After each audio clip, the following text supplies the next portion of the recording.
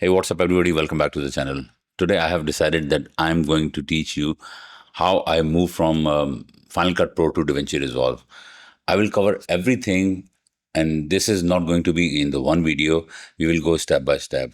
That what challenges I had to face and how I overcome those challenges. I'm not going to compare Final Cut Pro and DaVinci Resolve side by side because it's very hard for me to do. I'm not teacher sort of a guy. I can show you whatever I learned and how I achieved everything and how I am where I am right now in editing on DaVinci Resolve. So we are going to start with opening the DaVinci Resolve, doing some settings and showing you project settings, some preferences, and then all the pages layout, how I use those, how I manage my media, and we will make one project. Later on, we will add some media in that project, and we will do some keyboard shortcuts to fasten up the cutting and joining of all the media. And then we will go to color page, and then we will go to deliver. But not all of this is going to happen in this single video. In this specific video, I will walk you through around the layout of this software, what changes you should do when you open your DaVinci Resolve first time. So we will keep it precise, and we will cut all the process in 3 or 4, maybe 5 videos. I have no idea how I'm going to do this. As I told you that I'm not a teacher sort of guy, and I'm not expert. I don't claim myself expert at all. I'm a basic guy like you maybe who wanted to edit his videos for YouTube and some travel videos to upload on YouTube or Instagram or things like that. So before jumping into the system, I want to tell you about what system I'm using and what is the minimum requirement of DaVinci Resolve. The system I'm using is MacBook Pro M4 Pro. So the minimum requirement is 16 GB of RAM, but 32 is recommended. So this is the basic thing I wanted to tell you. Now let's start the editing. So here is my DaVinci Resolve. I will open it. This is the window you will see. And this is how you are welcome on the first screen. The left side is all about your libraries. I have 2 libraries. The JKDR library is on my external SSD, and this one is the local one, which is on my computer. I usually use this one. So on the right side, you see all the projects you have made in your DaVinci Resolve. There is always an untitled project, which is always there. So you can start with this one, or you can make one of yours. This is the new project window. You can name the project, and you can use this one. Let's give it a name, Basic of DaVinci Resolve. Let's create one. When we create it, it opens up the DaVinci Resolve main window. I'm opening this project window again just to show you a couple of things so you understand what it is, right? So the left side, as I told you, is your libraries, then it's network. If you have something on network, this is a cloud one.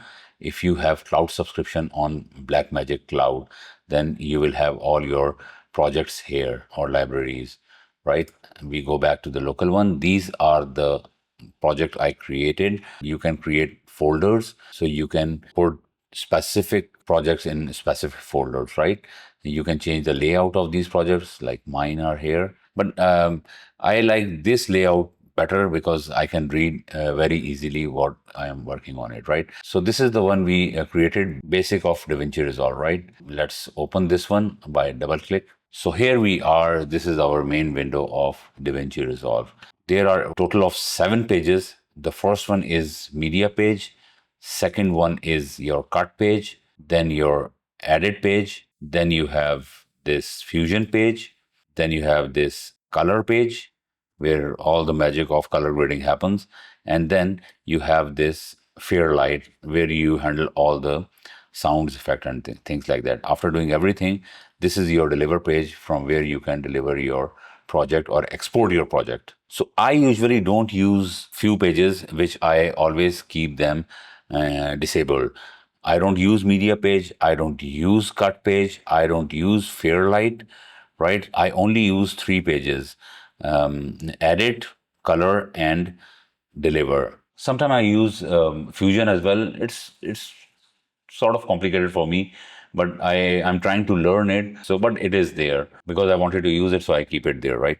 So these media pages and cut pages make sense for professional editors, but not for a person like me. So maybe you can learn about these pages later on when you start using this software from edit page, as I am going to teach you, right? So for this purpose, I'm going to disable these 3 pages which I don't use. So to disable these pages, this is your menu, right? Go to workspace, and these are the pages. Show page, you uncheck this media, uncheck this cut, and then we will uncheck this Fairlight. Now you can see on the bottom that we have only 4 pages left: edit, fusion, color, and deliver. So this is the basic layout. Before going into the detail of this edit page, let's go through some preferences first. To access the preferences in Mac, you go to this DaVinci Resolve and then preferences. Command comma is the keyboard shortcut as well. So this is your preference menu when you are starting with the DaVinci Resolve first time. So you have to go through each and everything. I don't remember much about it. While talking about this thing, I'm just switching between all the menus so you can see yourself what settings I have, so you can copy those, because with these settings, I have no problem at all. My things are working really very good. So you check everything, that if something is different in your system and you are having some problem, then you can copy these settings by pausing this video, right? And if you go to user, then this is the user project save and load thing, right? Cache management, then editing. These are the settings in editing.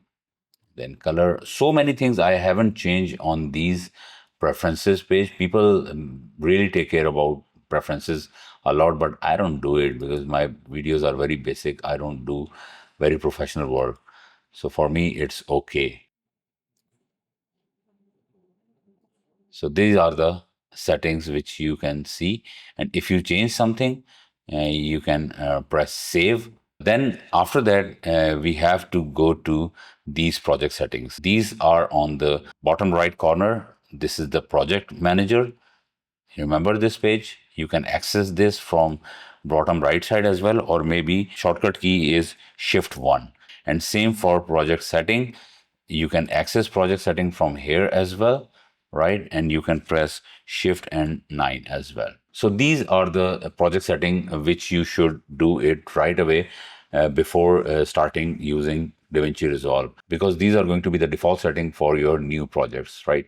So mine is 4K, frame rate is that, video monitoring resolution is this, and then optimizing media and things like that, right? Then if I go to Blackmagic Cloud, I don't have cloud. Then this image scaling, this color management, this is very important, color science, because I'm using Mac, so you have to be very specific about it, right? One thing I forgot to tell you, that if you are using Mac, then one setting you have to definitely change in DaVinci Resolve. Otherwise, whatever you are editing and you're seeing, when you will export it and you will see it on your device, maybe phone or some other computer, colors will look very off.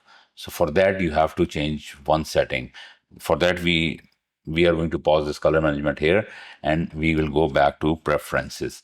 In this preferences, we should go to general, and in general, you make sure that you check this second one, use Mac display color profile for viewers. If this is not checked, then you will have problems, right? So don't forget to do it. Let's go back to project manager, right? So here is color management. These are the settings. I keep it all the time. I don't change things here much now. Then these are general options. You can copy these by pausing the video. I'm going through each and every option: capture and playback, right? Then subtitles and transcriptions. Then on for fusion something, then Fairlight, right? Then path mapping, and then Apple Immerse, right? So these are the settings you must follow and you must do when you first open your DaVinci Resolve. We are done with it. We will start from the top left side. This is the expand. If you press it, your timeline will shift to the right side and your media pool will take all the left space like a portrait, right? If you press effects and media is also selected, then half will go to effects and half will go to media. If you close your media, you will have full space for your effects. In these effects, you will find all the video transitions, audio transitions. Then these are the titles. DaVinci Resolve have some pretty good titles collection. I use them a lot and I love these titles. And if you want to learn, people are making so much things with these available titles. Then we have these generators, then effects, then open effects, and then filters and audio effects as well. So this is your media pool, and in media pool, all your media folders will show up here and the media will show here, right? And then these are the power bins. I will talk about these power bins later on. Then we have this index. When you are using so many markers on your timeline, maybe this is where you get all the list, and from here you can select the marker instead of like running through all the timeline. You can go here and see the marker and click it, or maybe it will take you straight to that. I never used it, right? Then they have their own sound library which you need to download. I never did it, but I really want to do it just to see that what kind of sounds they are offering. Then we have this keyframes. These keyframes are really very good. I don't use these much, but they added these maybe in DaVinci Resolve 20. And these are really very good. People are praising them a lot. And now this is our main viewer window, which will show us what is happening in the timeline, right? There is another option as well. With this dual viewer mode, you can have two viewer windows. The left one is for the media you are going to select from your media pool, and on the right side will show you what is happening in your timeline. This is very helpful and this is really very good, right? Then you have these few options. This is where it shows the percentage of your viewer window, then the timing, then the timestamp as well. From here, you can have different overlays on top of your viewer window, right? Then this is the proxies and things like that. Then these are the different custom project setting, which you can change it right away from here. Then this is the toggle where you bypass all your color grading if your system is like lagging a lot with so much color grading and so many nodes, and you are struggling with the timeline, then you can bypass each and everything. And before exporting, make sure that you just enable this. Otherwise, final video will be without all the color grading and things like that, right? Then here is a dual window, and then you have some different just markers and show marker overlays and things like that. I don't use these much. Then we have inspector on the right side, right? We have mixer, we have metadata of a file, and same we have the expand and collapse system. If we open this inspector here, it will give us all the place here, right? You can quick export from here as well with some already quick export settings which are made by DaVinci Resolve. I never use this. I have my own settings. We will talk about those later on, right? So this is the layout of our edit page. And now we have this fusion page. I'm showing you each and everything without any media, because in next video we will import media, because the basic of importing media is very important. And I'll show you how I manage my media, right? In this video, we are totally talking about the layout of this software. So this is your fusion. Same layout, media pool, effects, then your clips, then your nodes. Nodes are on the bottom here. Then on the right side, we have again these keyframes, then a spline tool, then metadata and inspector as well. We can expand these or we can shrink these. And then on the other page, we have this color page. This is my favorite page. I love this page. It looks very overwhelming in the beginning, but this is really very good. On the left side, you have your gallery where you can have your power grades as well, your timelines, whatever timeline you have made in one project. Then we have this media pool, whatever media we import in this whole project, it will show here, and then some clips. We will talk about this. This is the viewer window, right? And again, you have these different overlays, then high quality or maybe proxies. Then again, you bypass your color grades and fusion effects as well. and then you can expand this viewer at full, right? It will close down all the nodes and effects and, media and everything. It will give you full screen so you can play with your colors, right? On the right side, we have this place is for nodes. Nodes are very overwhelming in the beginning, but if you figure out these, I use these nodes and I'm very basic about it. I'm not very pro. They are very much capable of like handling so much thing, but you can say I'm on the surface right now, but I do pretty good for myself, right?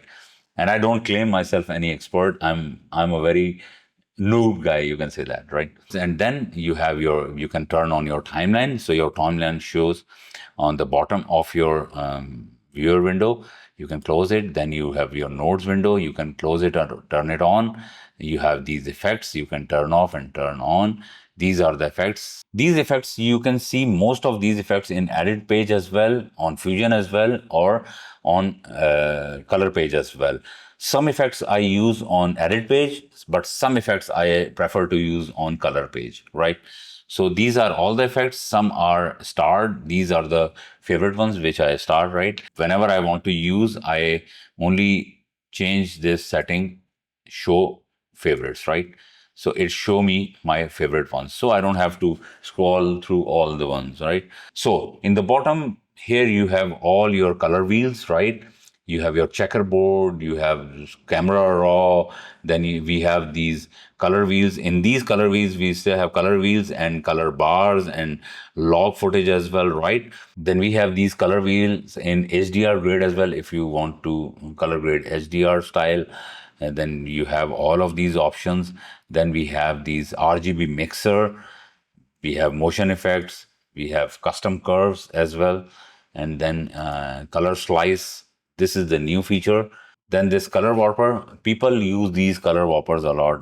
I'm a noob. I don't need these right now. Then color picker, HSL picker. Then this is a magic place. This is a power window. Power window is very good. You have these, circles, these gradients, these polygons. You can mask these or you can target certain place. Then we have this tracker. Tracker is very good. You can track anything, maybe your face, and put some effect on your face. And when you track it, that effect will move around with your face. Doesn't matter you are rotating it here or there. This is very good. Then this is the AI mask, which is very good. We will use all these features in this journey. Then we have these blur mixers. Then we have these key and sizing and some 3D thing. On the right bottom, you have all your scopes, right? This parade, you have waveform, you have vector scope, then you have histogram, then you have CIE. Then these are the setting of this RGB, all these settings. We will change these settings or we will go to these settings when we will put media in it, right? When you click it, it will expand all your scopes on one screen. You can put this screen on some external one, the second display, and things like that, right? So after that, we have deliver page. We imported media, we edited it, we color graded it, we did nothing but in imagination. Now we want to deliver our media. These are some basic export settings which are already available, and I have made few of my preferred ones, right? You give name to your file, location, then if you drag down and choose this setting, you see everything changes. It will show you your timeline, your media, and on the right side, when you say add render, put it here, and then it will export your media. So this was our first video, the very basic of DaVinci Resolve software for Mac. Pretty much everything is same if you are using Windows. In next video, we are going to import media. We will create timeline. We will make a small edit. We will go to color page as well. Then we will export it. And in between that, we will see different keyboard shortcuts, that how you will make your own keyboard shortcuts or how you will edit existing keyboard shortcuts and save those for future. Maybe if you change your computer and you reinstall your DaVinci Resolve, so you can import those back, right? All these settings can be saved and can be reload as well, right? So I guess this is it for today. I hope you like today's video. If you like today's video, give me a thumbs up. I don't know how many people are going to see this video, but I like to share my experience. Or maybe if you are on the same boat where I was, this video is definitely going to help you. See you in the next one. Till then, peace.